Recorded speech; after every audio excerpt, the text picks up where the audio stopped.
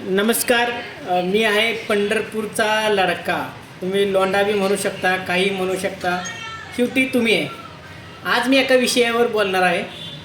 तर विषयाचं नाव आहे आपल्या आयुष्यातील माणसे. आपल्या आयुष्यातील माणसे, बरं का. तर एक उदाहरण पकडून चालू, एकदम सोप्या उदाहरणात. आपल्या आयुष्यात 5 माणसं असतात. 5 मधले कुठली असतात? एक असतात आपल्या घरातली, एक घराच्या शेजारची, आपल्या कामावरची, आपण जिकडे बाहेर फिरतो तिथली, अशी मिळून 4-5 माणसं, 5 पकडून चला. तर त्या 5 मधले ज्यावेळेस तुम्हाला कोण कशी वागतात, त्या 5 मधली कोण कशी वागतात, ह्याविषयी मी तुम्हाला थोडंसं बोलणार आहे. बाकी विषय नाही आवडला तर मला कमेंट करून सांगा.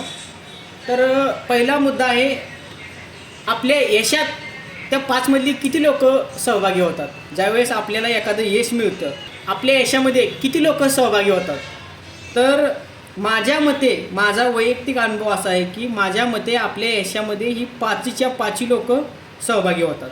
कारण फुकटचं कुणाला नको आहे, आणि जर मिळतंय तर सोडायचं कशाला. त्यामुळे यशामध्ये सगळी लोक सहभागी होतात. आणि दुसरा मुद्दा आहे टीका करणारी. तुमच्यावर जी लोक टीका करतात, माहिती आहे का, टीका करणे, एखाद्याला टोचून बोलणे, वाईट बोलणे. तर टीका किती लोक करतात? हे 5 लोक आहेत.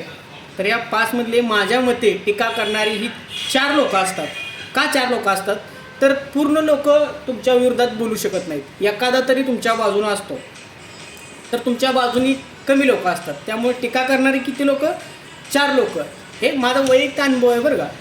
तर बाकी तुमच्या आयुष्यात ही 5 लोक तर आहेत, पण 5 लोकांपैकी तुम्हाला सारखं तुमच्या आयुष्यात माझं माझं माझं माझंच खरं, जर तुम्ही त्याच्याकडे काही एखादं सोल्युशन मागत असाल, काहीतरी बोलत असाल, तर ती काय म्हणणार तुम्हाला? हे माझंच खरं, हे असं नसते, असंच असते. तर अशी बोलणारी लोक किती असतील ही तुम्हाला माहिती आहे का? अशी बोलणारी लोक कमीत कमी ह्या 5 मधली 3 लोक असतात मित्रांनो. का तर बाकीची लोक थोडी हुशार असतात, आपल्यापेक्षा बी हुशार असतात, किंवा आपल्यापेक्षा बी कमी ढ असतात. पण आपल्यापेक्षा बी जी कमी ढ असतात ती काय म्हणणार? हे माझंच खरं, माझं खरं. पण जी हुशार आहेत ती तुम्हाला काही सल्ला देणार नाही. ते बाबा तुझं ऐकून घेणार आणि ओके म्हणणार. हे झालं तिसरा मुद्दा. बाकी चौथा मुद्दा काय आहे? तुम्हाला तुमच्या आयुष्यात ही 5 लोक, ह्यातली तुम्हाला प्रोत्साहन देणारी, म्हणजे एखादी विषय तू करणार आहे आणि तुम्ही जो करणार आहे त्याच्याविषयी तू कर, ही बरोबर आहे असं सांगणारी मोजकीच माणसं असतात. किती? 2 असतात. कारण बाकीची त्यांच्या आयुष्यात पुढं जाण्यात ती व्यस्त असतात. पण जी 2 माणसं आहेत ही तुम्हाला कायम चुकीच्या मार्गाला गेल्यावर तुम्हाला सांगणारी की बाबा हे असं करू नको, असं कर, आणि जर ह्यात तुला फायदा होत असेल तर. अशी किती माणसं सांगणार आहेत? फक्त 2 माणसं.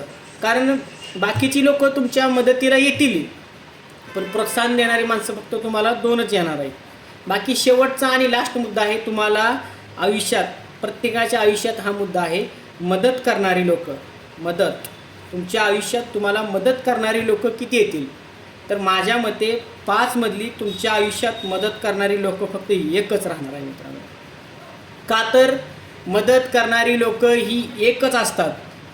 तर ह्याचं रिॲलिटी उदाहरण सांगतो. जर तुम्हाला एकाने मदत केली, तुम्हाला 100 रुपये उसने दिले, तर तुमची लायकी नसती त्याला 100 रुपये माघारी द्यायची. तो मागून तो सोडून देतो 100 रुपये. आणि त्यावेळेला काय होतं की तो 100 रुपये मदत करणारा नेक्स्ट टाईम तुम्हाला मदत करत नाही. पण नेक्स्ट टाईम पण तुम्हाला एकच माणूस गावतो, तो पण ह्या 5 मधला दुसराच असतो, जुना माणूस नसतो. कारण त्याला माहिती आहे एखाद्याची मदत केली तर तो माणूस आपल्यापेक्षा हुशार निघतो आणि 100 रुपये बुडवून टाकतो. त्यामुळं एखाद्याची मदत करू नका, त्याला त्याच्या आधारावर सोडा.